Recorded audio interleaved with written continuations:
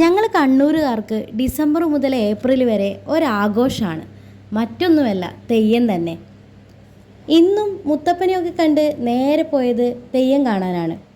കാവിലെത്തിയപ്പോൾ തന്നെ ധീരു കളിപ്പാട്ടം പെറുക്കാൻ തുടങ്ങി. പിന്നെ നേരെ ഓടിയത് ശാസ്തപ്പനെയും കുടിവീരനെയും കാണാൻ.